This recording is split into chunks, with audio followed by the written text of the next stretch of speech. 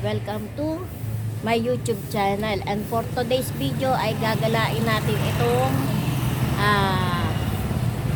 Eco Park, Malay Eco Park. Dito lang yan sa may Aklan. Tara guys, samahan nyo akong maglibot dito. Libutin natin ang kung gaano kaganda daw itong sinasabi nilang Eco Park dito sa Malay.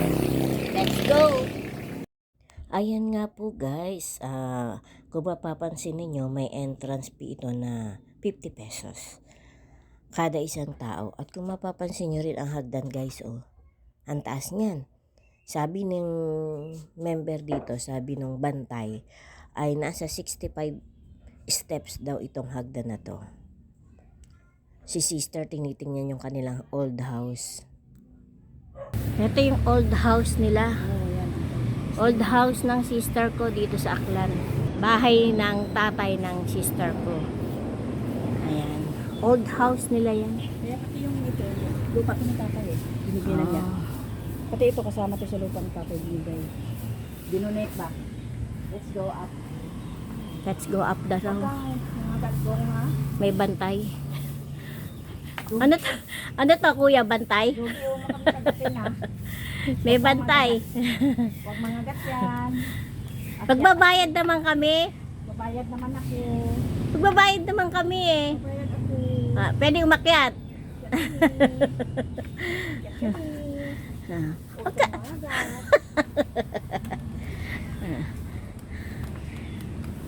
Magbabayad kami ng entrance. Kaya, huwag ka lang tumingin doon. May bayad din yun. Akit kami ha. Grabe to gwardiya na to Papasok lang kami ha. Ayun. Nakalagpas na kami sa gwardiya. Ang tindi ng gwardiya.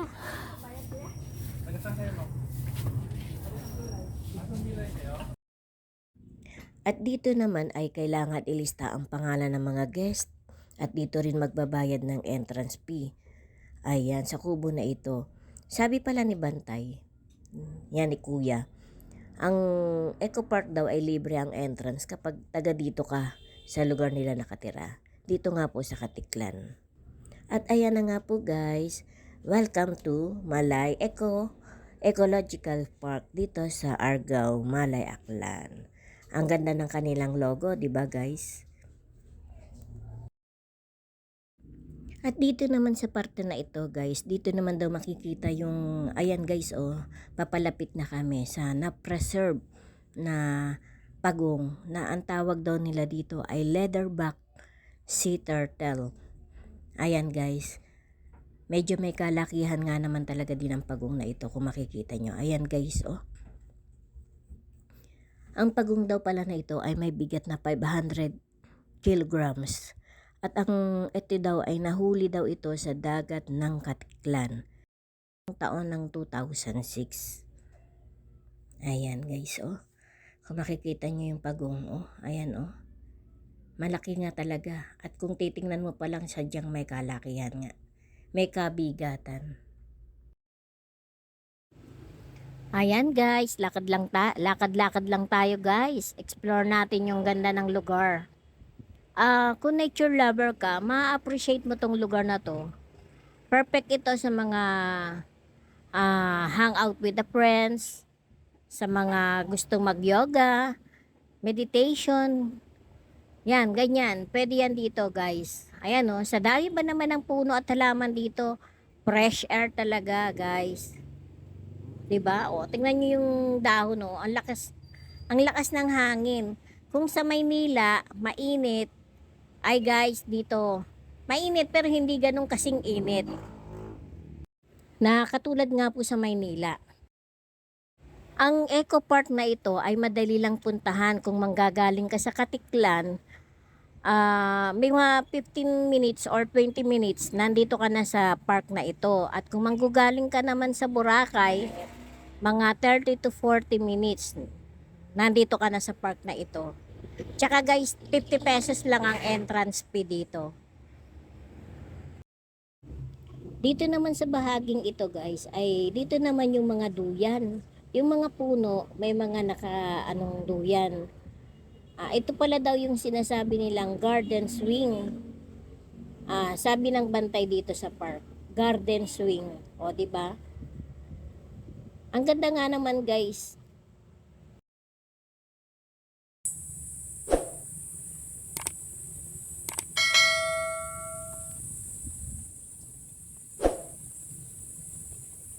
Uy, yung kapatid ko, nakaupo sa forever single. Single kasi siya eh. Forever single. Forever single daw kami. Ha? Malinaw yung forever single. Ayan. Single ako eh. Single din siya. Ganyan mo yung single, okay? Hindi, wow. Ganito mo from up, down, down, down, down. Ganun. After namin sa Duyan, ay ito naman kami ngayon. Lakad-lakad na uli guys. Sa tayo na nga si sister. Nauna na. Ito. Napansin ko itong butterfly sanctuary. Ayan. Lapitan natin ng kaunti guys para makita natin kung marami ba ditong mga paru-paro. Ayan guys, so nakikita. Malayo pa lang ako guys, nakikita ko na yung mga lumilipad-lipad na yan. Ayan, ang ganda guys. Oh. Diba guys, ang ganda. Maraming paru-paro. Hindi na kami pumasok dito guys. Medyo nagmamadali si sister makaupo nga. Ayan. At ito na nga yung tree house na sinasabi. Ito yung parang pinaka lookout tower. Ayan. Tara guys, akitin natin tong tower na ito. Ayan, medyo malalaki ang hakbang ng hagdan. Kaya ingat-ingat din tayo habang nagbibideo. Ingat-ingat sa pag-akyat, baka madapa. Ayan guys. At ito na nga si sister ko, oh. Nakaupo na. Waiting na lang sa akin. Ayan. Ayun. Akyat tayo dun sa pinakataas para malaman natin kung ano ba ang meron doon sa taas na yan, sa tower na ito guys. Ayan. Papunta na ata ito ng langit. Charot. Siyempre hindi. At ayan nga guys, oh. Wow. Ang ganda ng view. Ayan guys, oh. Tara, akyatin pa natin yung pinakataas para malaman talaga natin kung gaano kaganda ang view na makikita rito. At ayan nga guys, oh, diba ang ganda nga naman ang view rito. Wow! At mula nga sa view deck na ito ay makikita yung ganda ng tanawin guys. Ayan oh, malalaking puno at saka ayan, buka rin yung nandoon banda at mga bundok. Ayan guys, oh, kung makikita nyo. At mula rin din dito ay makikita nyo yung Boracay Island. Ayan guys, yung Boracay Island. Pati yung mga bangka at mga barko na naglalayag sa dagat.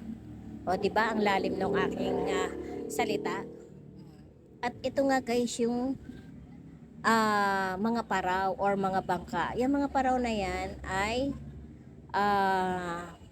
doon yan sa Boracay. Pero umuwi sila dito sa Katiglan. Ayan. O diba guys, mula dito ang ganda nga naman tingnan itong mga bangka na ito, oh.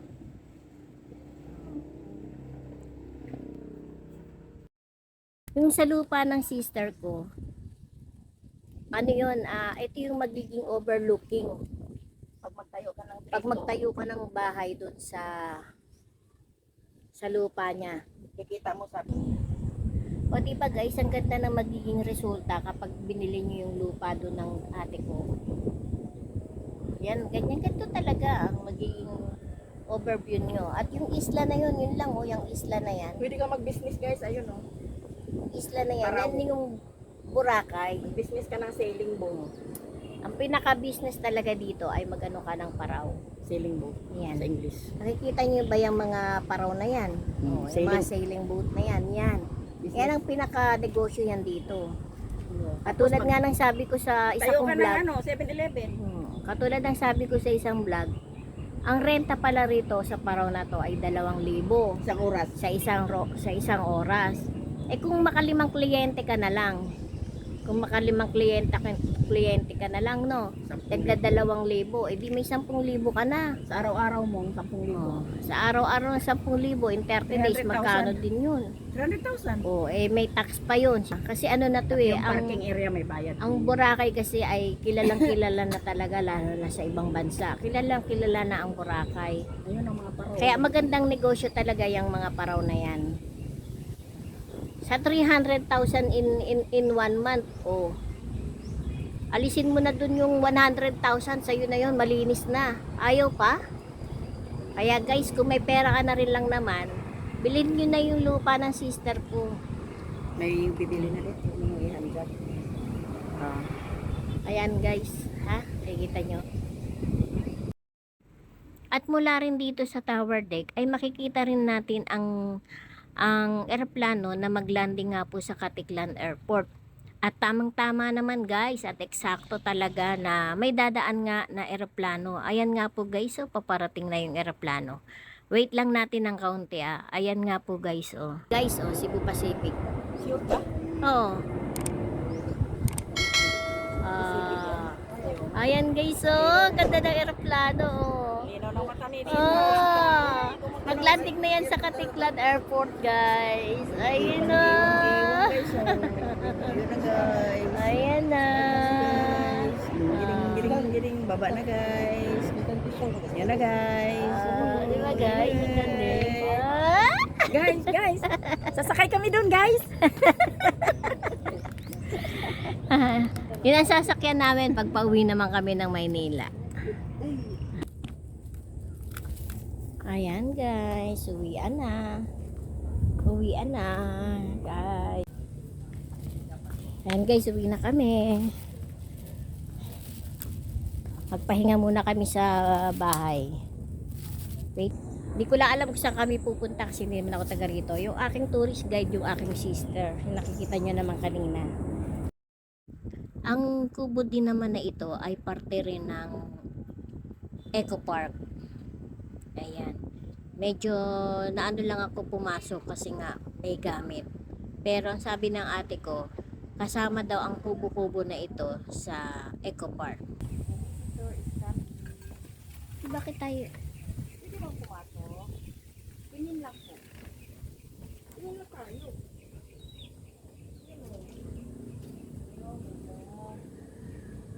Ito yung bahay ni Nanay Luling. Dali. Yung bahay ni Nanay Luling. Yun yung bahay ni Nanay Luling. Yan, madali na. Listahan na yan ng mga utang. Kasama pa to sa Eco Park. Ayun yung bahay ni Lalay Luling, oh. Nanay Luling. Yung may terrace na yun. Ganda na. Ganda bahay nila na. Kapatid ni tatay. Bahay niya kapatid ni tatay.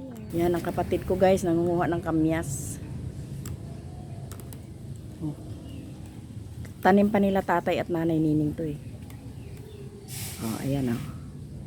Guys oh.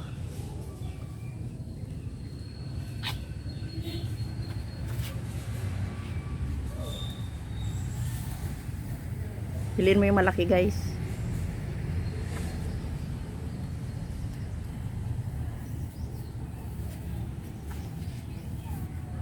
Sarap yan sa asin guys.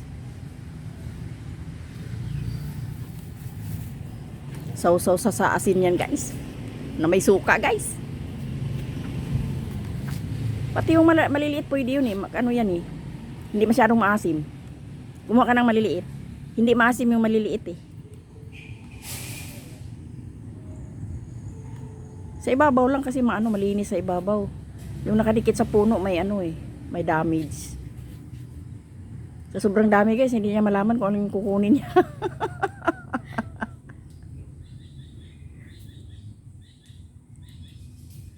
Pahingi kami.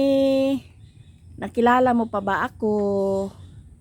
Dito kami naglalaro. Dati may bayabas dyan, wala na. Pwede yan sa sinigang. Sinigang na isda, ihalo ni Pinky.